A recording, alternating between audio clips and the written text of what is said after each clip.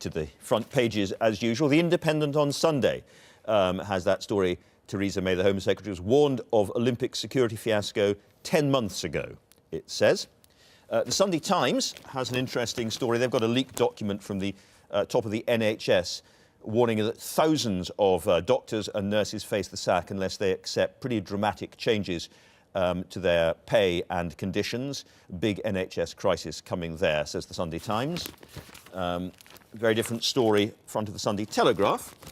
They have named who they say is the, inverted commas around it, you notice, the killer of WPC Fletcher, still at large in Libya. We've got the Mail on Sunday here saying that a Sudanese refugee who raped a 12-year-old girl has been allowed to stay in the UK because returning him would breach his human rights. So, lots to talk about, lots of other stories to talk about. Anne Treneman, Nigel Farage, thank you both very much for joining us. Where are we starting today? Well, we're starting with G4S because we are suddenly all completely, riveted by this. And the boss of G4S, who has a marvellous name of Nick Buckles, has given an interview to the Sunday Telegraph. Nick Buckles. He's Buckles. And well, he's buckled in the sense that they say my Olympics nightmare. And this basically, he's not going to be taking his bonus. So he has to survive with his £823,000 pound salary. It must be really hard for him. But the other thing in this article is they say that the G4S has only managed to supply 4,000 of the 10,000 security personnel. So 3,500 troops. I don't know, the numbers still don't seem to be adding up. I don't feel like we've got anywhere near what's actually going on. But even better than that, of the 4,000 they've recruited, when he was asked on the radio yesterday, did all of the people they'd employed speak English? He replied, that's a difficult question to answer. Which is interesting. So this is even great. We have no one at all, but... One of the big political stories in the old days was that the public sector was completely useless and the private sector was fantastic. Exactly. And you could always turn... after Barclays, after G4S and all the rest of it, this no longer looks true. It seems to be that there is something in this country that we're not very good at running big organisations, be they public or private. Or big events. Well, we'll see. Yes. Don't go there. Let's carry on. Or governments. Well, quite. Or governments. Quite.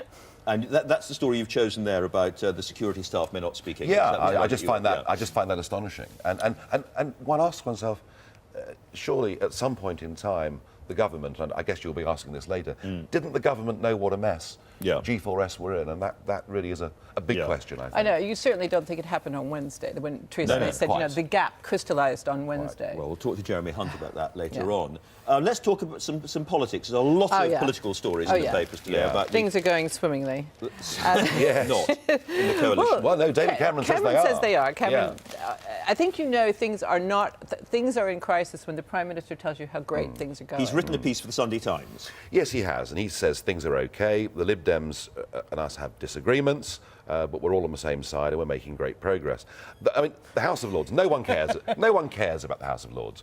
But the real issue here for the coalition is that if House of Lords reform really is scuppered, then are we going to get the boundary changes, which is what the Conservatives desperately want? So that's a real issue. But these are two issues that people in general do not care at all about. I agree with that. And it's amazing that, the economy is tanking, the Olympics are sort of wobbling forward. Yeah. This is supposed to be the summer of fun, and Westminster is at each other's throat over two issues that people in the country don't care that much about. I agree with that, but there is a bigger disagreement than the disagreement between the Lib Dems and the Tories, and that is the Conservative Party itself is split. Out there in the Shire. What a surprise. Yeah, just think about this. Since Cameron became the party leader, they've lost 50% of their members. And of course, their great worry is that your lot, that UKIP picks up support, ultimately picks up seats. Do you think next election you're going to see UKIP members in the House of Commons? I think if we are able to win the Euro elections of 2014, then the momentum that gives us would give us every chance to win seats in Westminster. And this is a cultural split in the Conservative family as much as anything else? It's an historic split. We've seen it before over corn laws and tariff reform, and now it's there over Europe. And honestly, people are saying, look, this guy leads our party, but how is he Conservative? Whether it's on Europe, immigration, human rights. He's Liberal Conservative. Yeah, well, that isn't going down very well in the Shires. Anne? Well, Andrew Marr is painted the worst case scenario, and it's sort of riveting. So basically, House of Lords reform goes absolutely nowhere. Boundaries Commission changes, which would give the Conservative people think about 15 to 20 extra seats in the election, is the theory, if they get these changes through, which is why they matter. If by then anyone's going to vote for them at all. And so everything goes wrong, and apparently the Lib Dems will not vote for the boundary changes if Lords reform doesn't. I mean, just all horse trading. And then it says here, so it is possible that the coalition will collapse in poisonous acrimony and Ed Miliband will be Prime Minister by Christmas. Goodness. He doesn't then go on to say this is not terribly likely, but it is now possible. I think you get some quite good odds on that. Yeah. But just to be helpful, Liam Fox has written a piece in the Sun newspaper. Oh yes, Liam Fox is everywhere today. Saying, let us loose. We've got to renegotiate a new deal with the EU, and we've got to do it right now. And this, again, is just putting yet more pressure on the Prime Minister and exposing that split that we were just discussing. Yes. We should also talk, I guess, on a similar sort of theme about the immigration story in the Mail on Sunday. This is the kind of thing that is causing alarm not just in the country, but in the Conservative Party too, I think.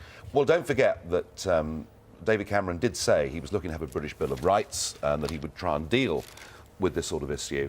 Now, this is the inability of British courts to send back refugees who have done terrible crimes in this country. Well, in this case, it's a refugee. Very often, it's not. It's often it's illegal immigrants that have come here. So there are lots of different categories of this. But in the end, it's the sheer impotence of the British courts, the British Parliament, and the British government.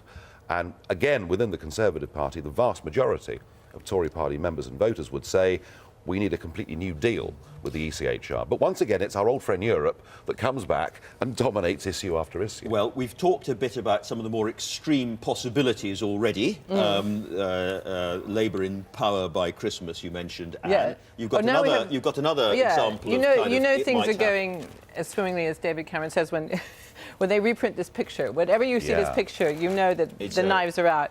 And this has got the great picture of George Osborne. Looking, we think just as he is today. Although you think his sneer has gotten a bit better because he's perfected the sneer, but it's not really. Well, it's I don't know what he's. Yeah, I don't think that might be a sneer in training. That is, but it's basically saying that Haig is now tipped for his job, and in the Treasury they're sort of wargaming for Osborne's departure and everything. So, things are in crisis. It's. Roll on summer. OK, roll on summer. Yeah. Can we move away from politics now? Or no? Yeah. We can. Let's move away to... I can tell you one thing that there'll be plenty of guards at, and that will be the beach volleyball, which is in Whitehall. Now, this is a very... What the Sunday Times regards as a very worrying story here. Oh, yeah, because it's a little bit cold, just a little bit, some of these girls might have to actually put on clothing. And apparently this means that everyone is going to turn their tickets in. And that means the crowds won't come. This is this hilarious thing. It says, the Prime Minister is not alone in believing that watching women in bikinis is a vital part of the Olympic experience. OK. And we also have a story about the closing. One of the papers, is it the Mail on Sunday? It is, yeah. Has got a sort of what they say is a leak about what's going to be in the closing and you thought ceremony. Things couldn't get worse. It is, Russell Brand is singing.